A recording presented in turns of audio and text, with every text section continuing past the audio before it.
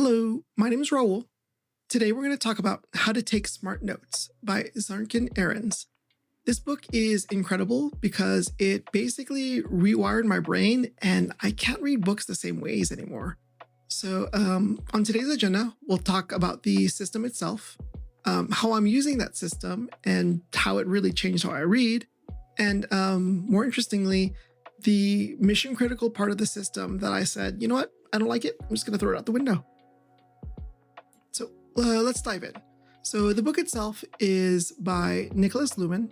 And what is incredible about Nicholas is that he wrote more than 70 books and had nearly 400 scholarly articles published. That's an incredible feat. And the book covers how he did it. And, I'm going to assume one part is he's probably a genius.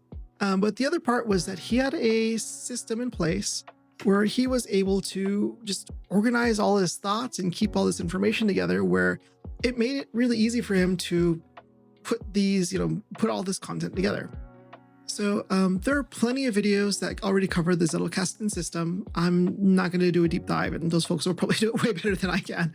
So, but we will cover the service level in case you've never heard of that system before. So the system has 3 note types. The first note type is a fleeting note. This is just anything you jot down on a napkin, post-it note. The goal is to get whatever information you need and just throw it away immediately. The next note we have is a reference note. These are the scaffolding of the system. You use reference notes to write down a quote, and the most important part is after you write that quote down, you flip over your index card and you write your interpretation of that quote. The third note in this is the permanent notes. A permanent note is basically your own personal idea, your thoughts and just your observations, and they will be working and coupled up with the reference notes to use to start presenting your ideas to the world. So I want to dive in and continue with an example of some of these notes that I have, and you'll get an idea of how it really changed the way I read. So this first card from How to Take Smart Notes is a reference note, and I'm going to go ahead and read you the quote, then I'm going to read you my interpretation. The idea is not to copy, but to have a meaningful dialogue with the text we read. And on the back I've got, engagement is crucial to learning. We do not absorb info if we simply consume it. We must create and expand the idea, have a dialogue to support or even challenge it. So I think that was probably one of the biggest takeaways of the book is you want to have a dialogue with this information that you're consuming. You don't just want to have it be a fire hose and just knock you down. You want to take it a little bit more slower. You want to analyze it. You really want to think about it. So let's see. I've got another card here, also from How to Take Smart Notes. And again, reference note. So I'm going to read the quote. Without a permanent reservoir of ideas, you will not be able to develop any major ideas over a longer period of time. And my interpretation of that? Complex ideas are like a rope woven from many smaller ideas. You can't make a strong idea without the smaller ones. So I know that may sound a little eloquent, but I will give you a teaser. I did not come out with that metaphor. I actually stole it from somewhere else because, hey, I'm reading more and I'm actually remembering a lot more of that stuff. So let's go and go to the next fun part.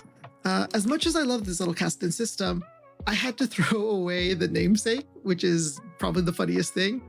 I can't do the box. The box thing is dumb. I don't like it. I don't know if it's me worried that one of my kids is going to get the book or knock it over or something, or I'm going to randomly spill water on it or something and lose all my ideas. It seems like a not so safe to put all your most important ideas in. So you may be asking yourself, what's the alternative? What are you doing?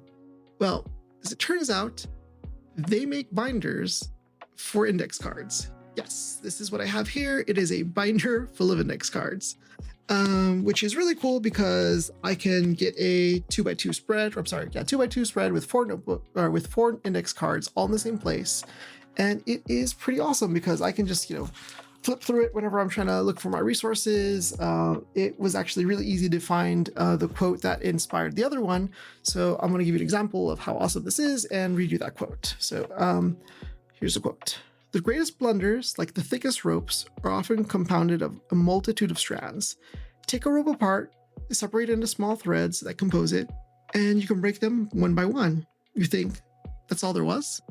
And that is a Victor Hugo quote. It was actually a quote from another article. I'm not going to dive into that. But my interpretation of that was problems can be deconstructed into smaller problems that can be managed. And yeah, I just think that this is an incredible system. It's been working really well for me. And I think this video itself is an example of what you can really do when you start putting all these bits and pieces of information together. You start trying stuff out and really putting your ideas on paper and thinking things through. So I'm going to assume that you stumbled on this video because of mentioning Zettelkasten and the How to Take Smart Notes books. So I'm already going to assume that you're probably using this system. So part of the reason why I put this video out there is I'm really curious, always learning.